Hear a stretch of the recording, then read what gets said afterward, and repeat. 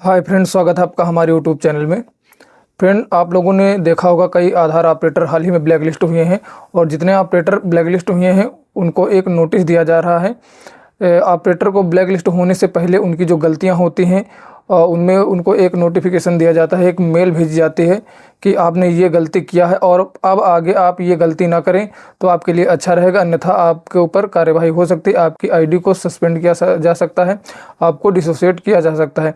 ऐसा ही कुछ इस वीडियो में हम बात करेंगे। जो ऑपरेटर के पास मेल आ रही हैं वो उसमें क्या है, उन लोगों की क्या क्या गलतियां हैं और किस गलती में क्या इशू हो सकता है, ऑपरेटर के ऊपर क्या एक्शन लिया जा सकता है यूआईडीएआई के द्वारा, यही इसमें हम यहाँ पर देखेंगे। और यहाँ पर सबसे पहले एक हम ऑपरेटर का यहाँ पर स्क्रीनशॉट देखते हैं जो यूआईडीएआई ने ऑपरेटर को मेल किया था और मेल में उन्होंने क्या लिखा है, इस ऑपरेटर के द्वारा क्या गलती की गई है रिसेंटली उसको यहाँ पर डिस्क्राइब किया गया है और इस गलती के कारण उसके ऊपर क्या एक्शन हो सकता है ये भी यहाँ पर डिस्क्राइब किया गया है।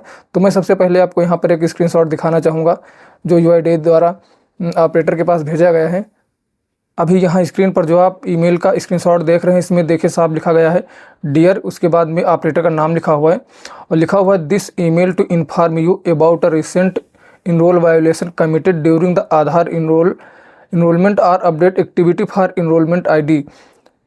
यहाँ पर नीचे इनरोलमेंट आईडी दिया है। जो इनरोलमेंट आईडी में आपने कोई एरर किया है, कमी किया है, वो यहाँ पर इनरोलमेंट आईडी दिया गया है और नीचे दिया गया है डिस्क्रिप्शन ऑफ एरर में यहाँ पर DOE 1 दिया गया है और DOE 1 के अंदर फ्रॉडुलेंट डॉक्यूमेंट आता है और मिसिंग डॉक्यूमेंट आता है। DOE 1 में फ्रॉडुलेंट डॉक्यूमेंट और मिसिंग डॉक्यूमेंट दो ही आते हैं।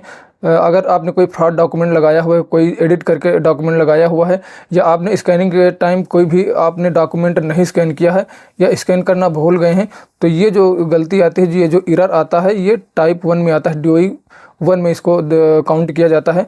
और अगर आपका DOE 1 में काउंट किया गया है तो यहाँ पर आपको 3 अटेम्प्ट मिलते हैं। अगर आपने 3 अटेम्प्ट कर लिया है, 3 गलती आपने कर लिया है, बाय मिस्टेक आपसे गलती हो गई 3, तो आपको सस्पेंड किया जा सकता है। सस्पेंड का मतलब है कि आपकी आईडी डिसोसिएट कर दी जाएगी। ब्लैकलिस्ट तो अब नहीं किया जाता लेकिन इसको डिसोसिएट किया जा सकता है। तो इसी के बारे में ईमेल है कि आपने ये गलती की है, आपने एक इनरोलमेंट जो किया है ये फ्रॉडुलेंट डॉक्यूमेंट के संदर्भ में आपको इन्फॉर्मेशन दिया गया है कि आप ऐसी गलती ना कीजिए।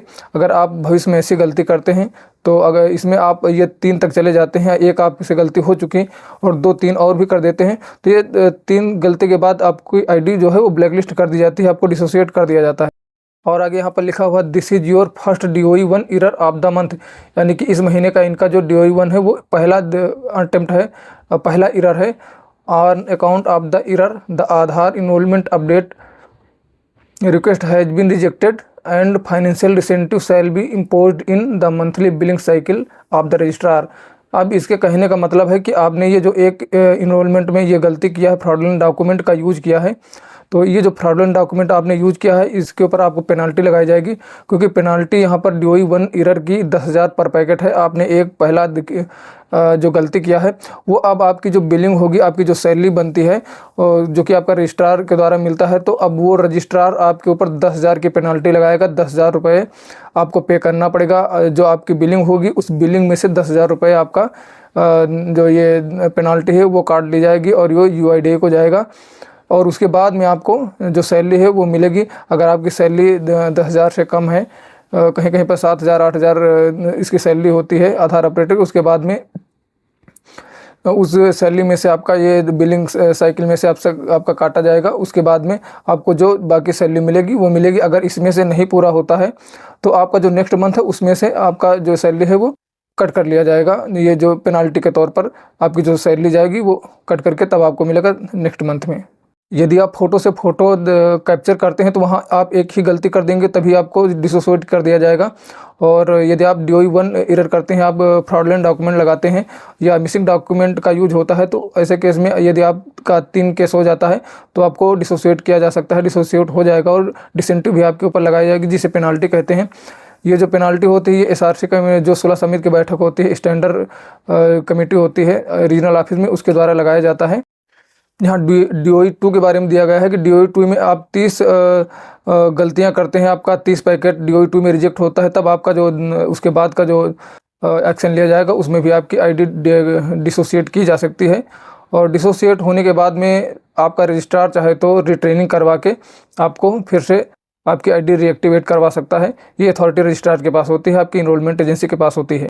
अब जानते हैं कि DOE 1 होता क्या है। DOE 1 में फ्रॉडुलेंट डॉक्यूमेंट का यूज होता है, जो फ्रॉड किया जाता है, फर्जी डॉक्यूमेंट लगाए जाते हैं। अभी आप लोगों ने देखा होगा कि बर्थ सर्टिफिकेट का बहुत बड़ा इशू चल रहा है कि आप लोग बर्थ सर्टिफिकेट जो यूज करते हैं और जो थर्ड पार्टी वेबसाइटें हैं, बिल्कुल आपको दिखता है same to same birth certificate same है, लेकिन उसका गवर्नमेंट की वेबसाइट पर कहीं कोई रिकॉर्ड नहीं होता, उसका अपनी अलग ही वेबसाइट होती है। वो डॉक्यूमेंट आपने लगा दिया, क्योंकि ये जितने डॉक्यूमेंट होते हैं ये ट्रेसेबल होते हैं, गवर्नमेंट की वेबसाइट से इनको ट्रैक किया जाता है, इनको वेरीफाई किया जाता है। और UIDAI में ये वेरीफाई नहीं होता, आपने डॉक्यूमेंट लगाया हुआ है तो ये आपको फ्रॉडुलेंट की श्रेणी में डाल देगा। आपका जो इनरोलमेंट पैकेट वो रिजेक्ट होगा, वो फ्रॉडुलेंट डॉक्यूमेंट के कैटेगरी में जाएगा। DOE 1 में ये जाएगा।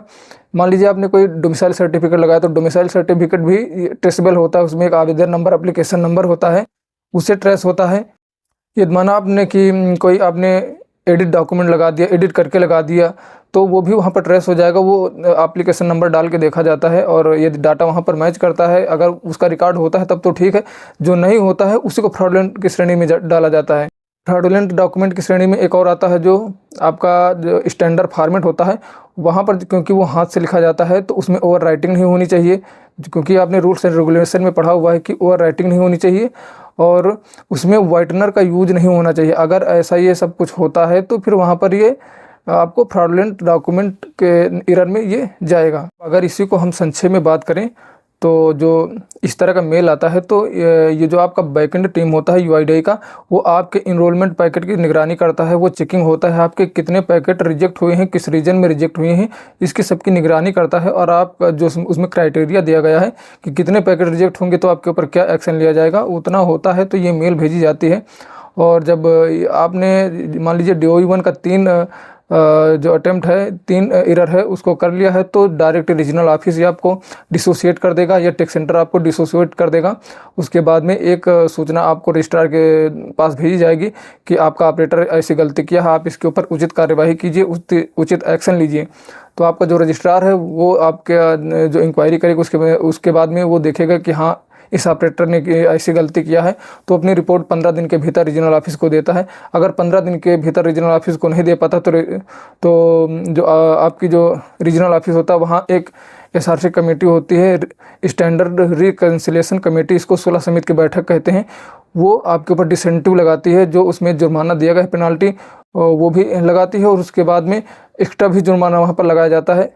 यदि आपके रजिस्ट्रार को लगता है कि हाँ ये जो गलती हुई है ऑपरेटर से जानबूझकर नहीं हुई है, गलती से हुई है, या गलत तरीके से ऑपरेटर को ब्लैकलिस्ट किया गया है, डिसोसिएट किया गया है, तो जो 16 समिति की बैठक होती है, स्टैंडर्ड रिकन्सिलेशन कमेटी की बैठक होती है, वहाँ पर वो आपका जो रजिस्ट्रार है वो अपने मुद्दे को उठा सकता है, वहाँ पर आपको वेरीफाई करवाएगा। उसके बाद में जब यहाँ पर देखा जाए कि हाँ कुछ गलतियाँ हुई हैं या गलती से ऑपरेटर को ब्लैकलिस्ट किया गया है, वेरीफाई होता है, तो उसके बाद में आपको जो रीजनल ऑफिस का DDG होता है, उसके रिकमेंडेशन के बाद में आपका जो रजिस्ट्रार है वो एक आपको रिट्रेनिंग करवाता है। रिट्रेनिंग के बाद आपको फिर से रीएक्टिवेट कर दिया जाता है।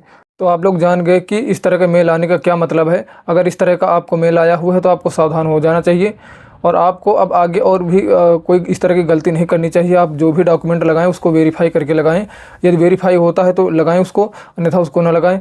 और एक विशेष बात का ध्यान और रखिए, क्योंकि अभी जितने भी डॉक्यूमेंट हैं वो आपको कलर में देना होता है। अगर आप ब्लैक एंड वाइट डॉक्यूमेंट लगाएंगे तो वो भी रिजेक्ट कर दिया जाएगा। तो मित्रों, ये वीडियो आपको कैसी लगी? अगर अच्छी लगी हो तो इसको लाइक कीजिए, और चैनल पर नए हैं तो इसको सब्सक्राइब अवश्य कर लीजिए, और अपने मित्रों में इसको शेयर अवश्य कीजिए। मिलते हैं किसी नेक्स्ट वीडियो में, तब तक के लिए धन्यवाद। जय हिंद।